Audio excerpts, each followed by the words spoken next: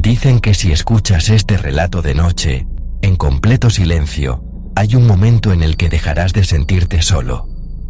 No porque aparezca un fantasma, sino porque algo, o alguien, estará escuchándote a ti. Antes de continuar, quiero hacerte una pregunta simple, pero peligrosa. ¿Alguna vez sentiste una presencia cuando sabías que no había nadie más? No hablo de miedo. Hablo de esa sensación exacta. Cuando el aire cambia, cuando el silencio pesa, cuando tu instinto te dice que no estás solo, aunque la lógica grite lo contrario. Millones de personas alrededor del mundo aseguran haber visto fantasmas, sombras en pasillos vacíos, voces que llaman su nombre, figuras que desaparecen cuando se las mira de frente. La ciencia dice que no existen. La razón dice que son producto del miedo.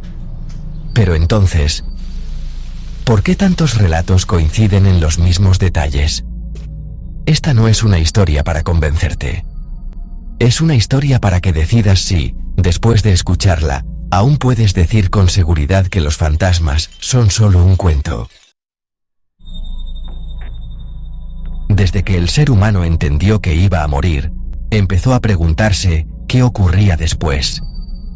Las primeras civilizaciones no hablaban de fantasmas como monstruos, sino como restos. Restos de conciencia. Ecos de lo que una vez fue una vida. En la antigua Grecia, se creía que las almas que no encontraban descanso vagaban entre los vivos. No para asustarlos, sino porque algo los ataba al mundo. En Roma, se dejaban ofrendas para los espíritus familiares, por miedo a que regresaran molestos. En la Edad Media, los fantasmas eran advertencias divinas. En Oriente, eran recuerdos que se negaban a desaparecer. Culturas separadas por océanos, siglos y lenguas, pero unidas por la misma idea, algunas cosas no se van cuando mueren. ¿Coincidencia o memoria colectiva? La ciencia moderna tiene explicaciones para casi todo: sombras mal interpretadas, ruidos que el cerebro convierte en pasos, la sugestión, el cansancio, el miedo. Existe la parálisis del sueño, existe el efecto de presencia, existe la capacidad del cerebro para engañarse a sí mismo. Pero hay un problema con esas teorías: no explican por qué personas distintas, en lugares distintos, describen exactamente lo mismo.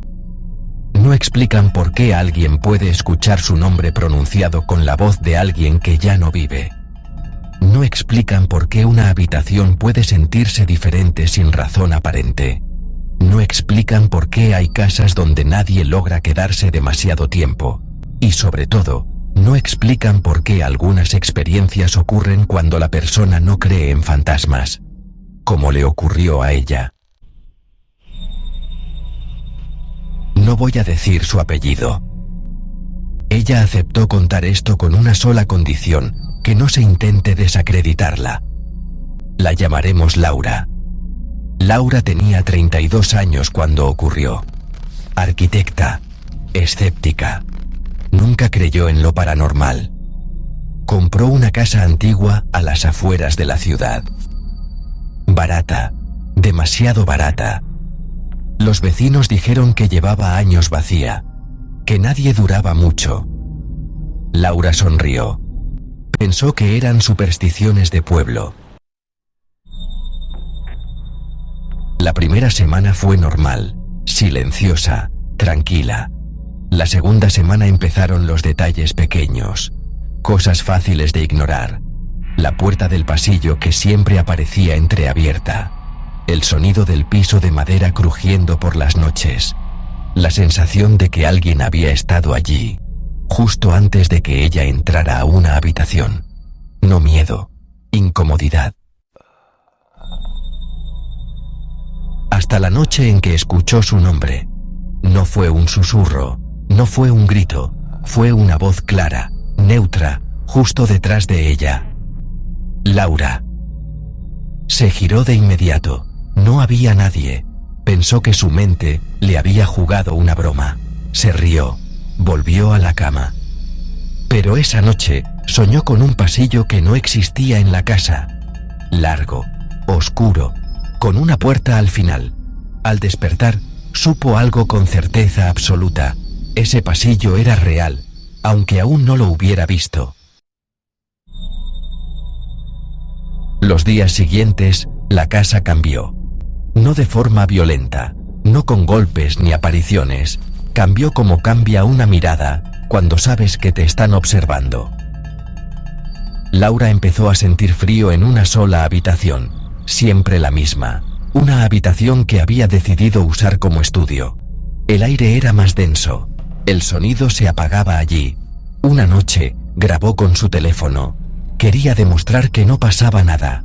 Al revisar el audio, escuchó algo que no recordaba haber dicho. Una respiración. No era la suya. Era lenta. Cerca. Demasiado cerca. Pensó en mudarse. Pero algo la detenía. No curiosidad. No valentía. Era como si la casa la estuviera esperando. Buscando planos antiguos, Laura encontró un espacio oculto detrás de una pared del estudio. Un pasillo estrecho, exactamente igual al de su sueño. Al final, una puerta. Dentro, solo había polvo. Y un objeto. Un espejo antiguo, cubierto con una tela. Cuando retiró la tela, sintió náuseas. No por lo que vio, sino por lo que sintió. El espejo no reflejaba la habitación correctamente. El fondo parecía más profundo, más oscuro. Esa noche, volvió a escuchar la voz. Gracias por encontrarme. Laura no gritó, no corrió, preguntó algo que, hasta hoy, no sabe por qué preguntó. ¿Quién eres? La respuesta llegó sin sonido, sin palabras. Pero la entendió. Era alguien que había vivido allí, alguien que murió solo, alguien que no quería asustar a nadie. Solo ser recordado. Laura se fue de la casa 2 días después. No volvió jamás. El espejo quedó allí. Vendió la casa. Nunca contó la historia hasta ahora. Cuando le pregunté si cree en fantasmas, tardó mucho en responder. Finalmente dijo: no sé si lo que había allí era un espíritu, pero sí sé que no estaba vivo. Y también sé que me vio mucho antes de que yo lo viera a él.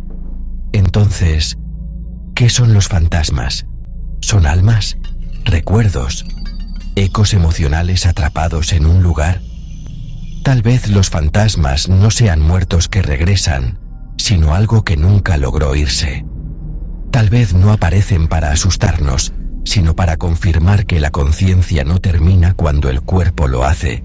O tal vez, solo tal vez, los fantasmas existen solo cuando alguien está dispuesto a escucharlos. Hay un detalle que Laura confesó al final, algo que nunca había dicho en voz alta. Durante los últimos minutos dentro de la casa, cuando se despidió del lugar, sintió algo inesperado. No terror, no angustia. Sintió tristeza, como si alguien, desde algún rincón invisible, comprendiera que iba a quedarse solo otra vez. Meses después, Laura buscó información sobre antiguos propietarios.